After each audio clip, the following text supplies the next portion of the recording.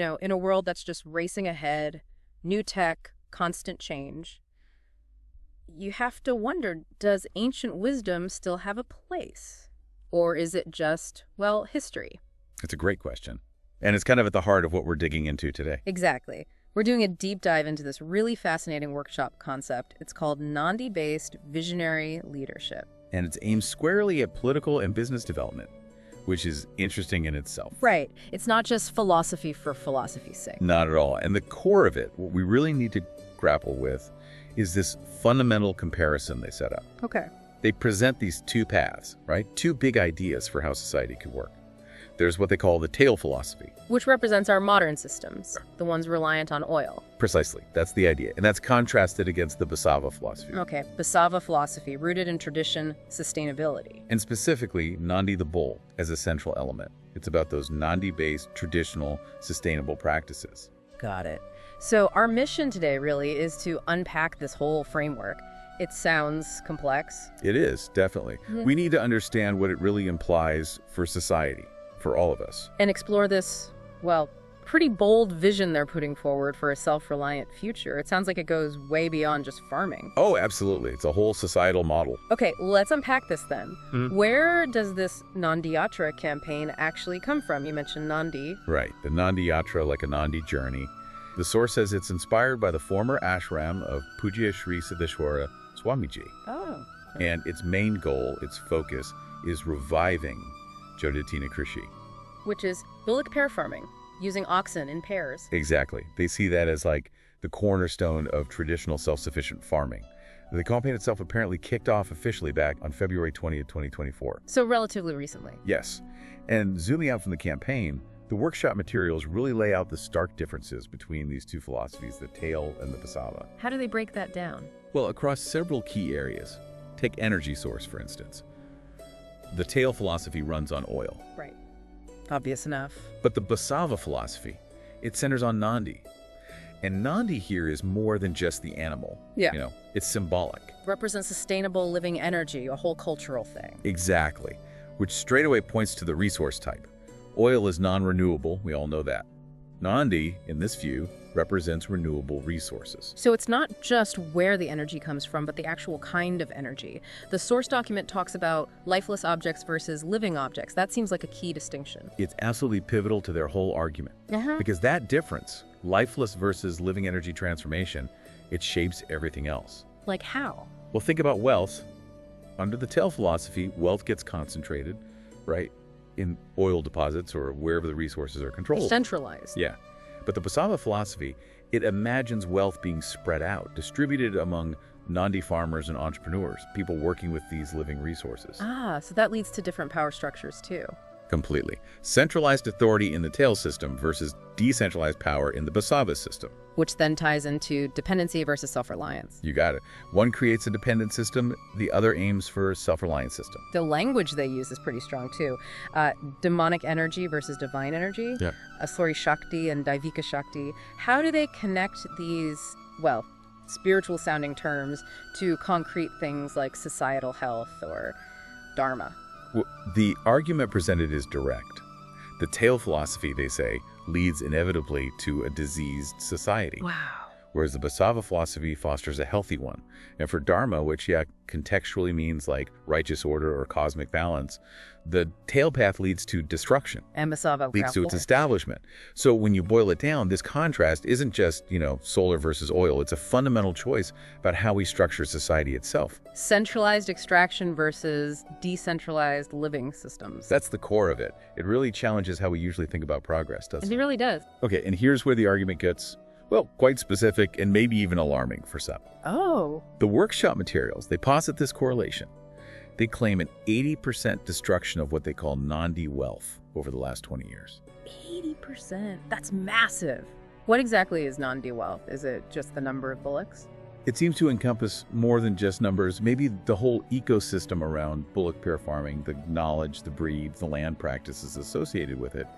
But yeah, they link this 80% decline directly to an 80% destruction of the Basava philosophy itself. Like a direct one-to-one relationship. Almost cause and effect. in their view. It highlights just how deeply interconnected they see these things. And the document spells out the consequences of this destruction pretty clearly, right? Across a whole range of areas. Oh, absolutely. No punches pulled.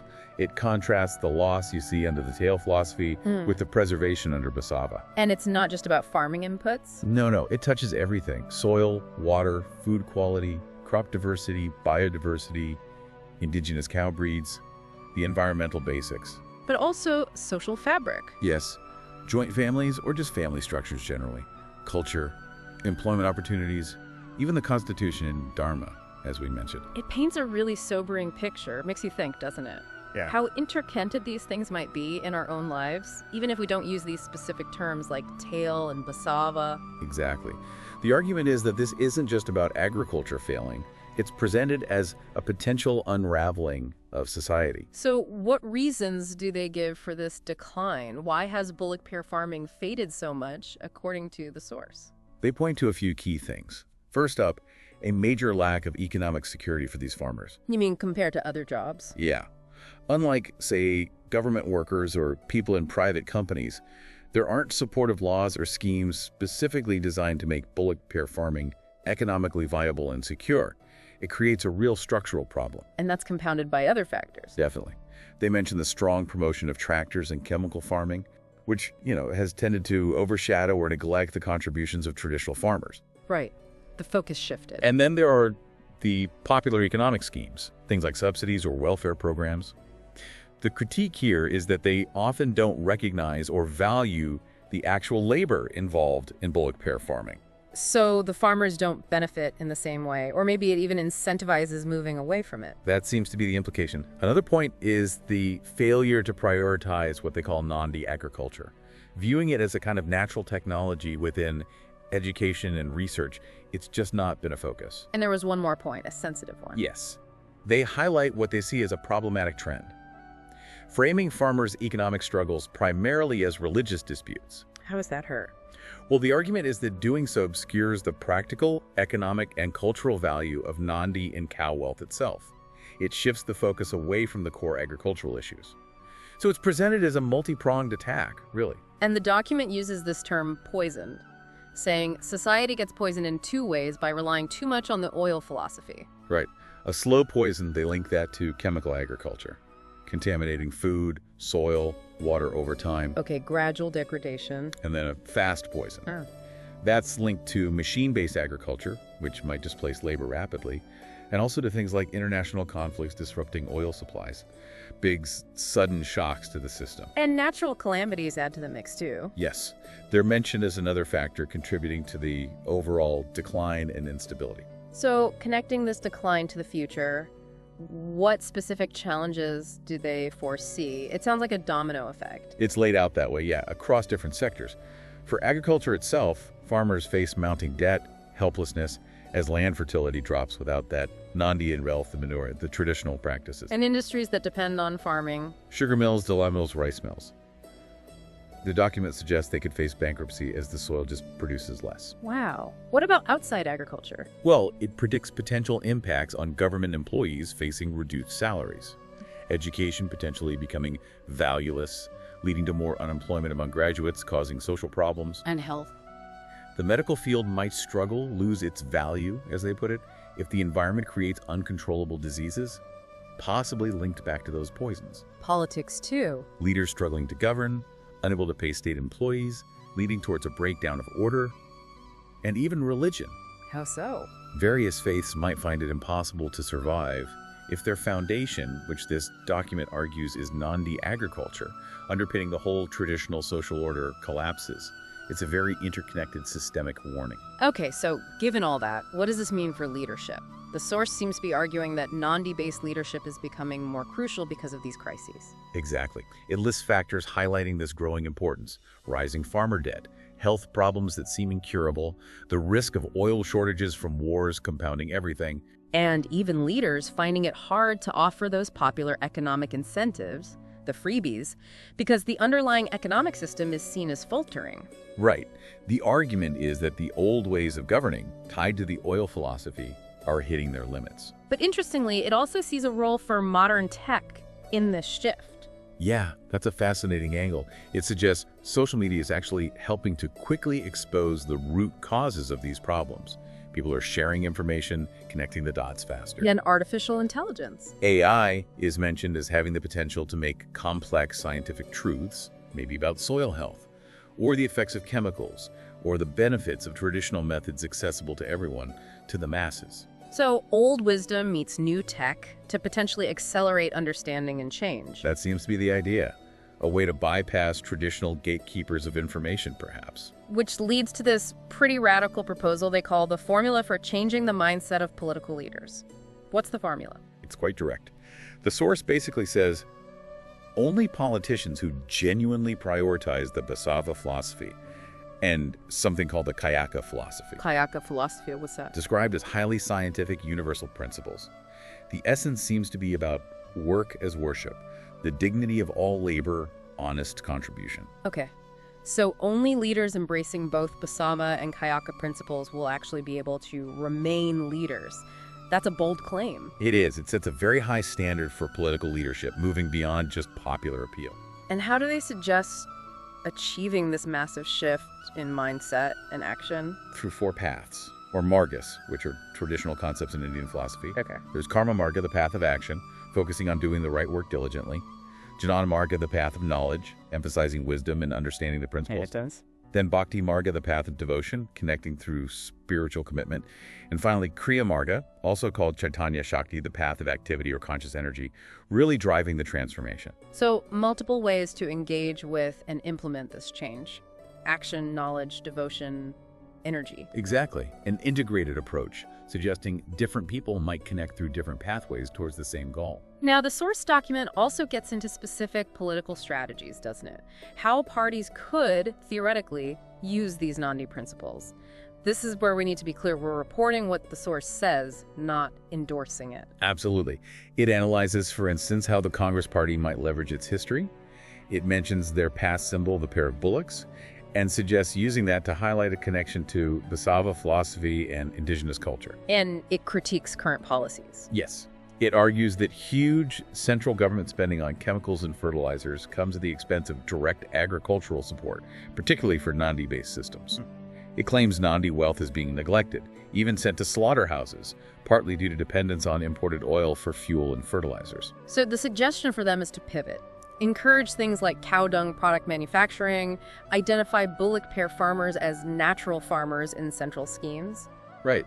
And it points out that current cow protection laws, while existing, are insufficient if the farmers who care for the animals aren't economically supported. It also criticizes guarantee schemes. The source argues that even popular guarantee schemes can negatively impact these farmers and their families, especially women, because the schemes don't account for their specific labor contributions. It suggests women in these households might need additional targeted financial support. The core criticism leveled at the Congress Party in the source is a failure to implement laws or schemes that actively preserve Nandi or cow wealth at the farmer's home. Okay. And what about the BJP? The source offers strategies or critiques for them, too. It does. It highlights the BJP's past symbol, a farmer with a bullock-drawn plow, as evidence, it claims, of upholding national culture and promoting cow progeny. It mentions efforts like encouraging cow-derived products and initiatives in places like Uttar Pradesh to increase cow progeny. But it also offers criticism. Yes.